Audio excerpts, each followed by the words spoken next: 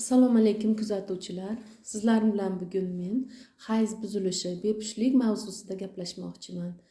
Menga kelayotgan aksariyat bemorlarning, ayollarning shikoyati shulardan iborat.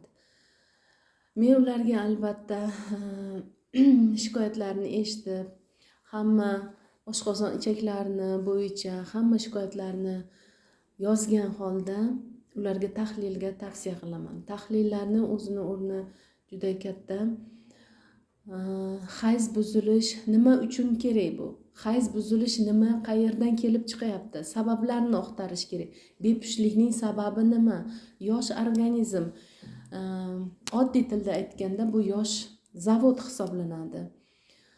Yosh zavodda mahsulot chiqishi buzilmagan bo'lishi kerak. Nima uchun mahsulot chiqmayapti? Nima uchun ayollik, bachadon, tuxumdon faoliyatida nima uchun buzilish kelib chiqyapti? Shuni sabablarini axtarish kerak.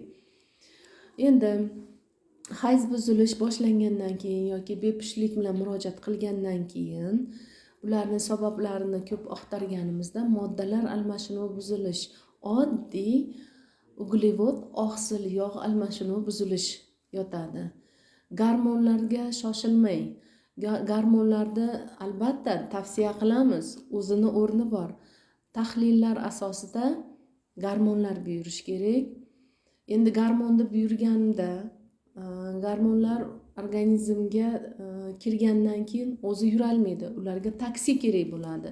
Taksi bu organizmda oqsillar hisoblanadi. Oqsil organizmda yetarlimi? Albuminimiz yetarlimi? Jigarimiz oqsil ishlab chiqarish sintezi yaxshimi? Energiya yetadimi hayz ko'rishga? Bularni hammasini tahlil qilish kerak. Analiz qilib, sintez qilish kerak. Undan keyin tavsiyalar berish kerak. Ayollarda ko'pincha men ko'rgan ayollarda asosan hayz buzilishining sababi noto'g'ri yashashda, noto'g'ri ovqatlanishda, energiya yetishmaslikda, oshiqcha charchoq, surunkali charchoqlardan kelib chiqqan holda jigar o't tizimi buzilganlikda, buyrak faoliyati charchog'i bor, buyrak usti bezi charchog'i bor. Shular sabab bo'ladi ko'pincha. Bularda faoliyatini yaxshilasak, ozgina yordam bersak, moddalar almashinuvini yaxshilasak, hayz o'z o'rniga qaytadi va bepushtlik bartaraf qilish mumkin. Hayz ayolda bir detoks yo'l hisoblanadi. Ya'ni organizmdan musor chiqib ketish, bitta musor chiqib ketish yo'li.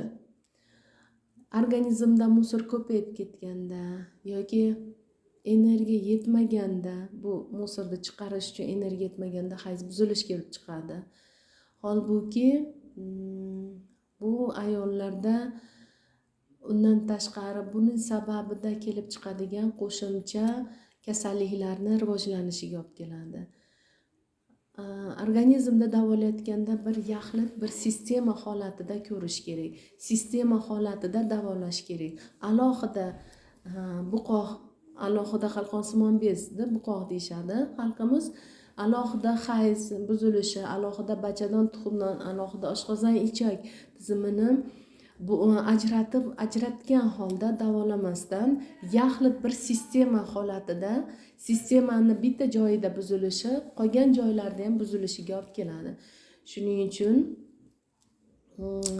kuzatuvchilarim, albatta shikoyat muhim. Obyektiv ko'rish, anamnez muhim, lekin laborator tahlillarning ahamiyati juda ham katta ahamiyatga ega. Shuning uchun barchamizni sog'ligimiz o'zimizning qo'limizda.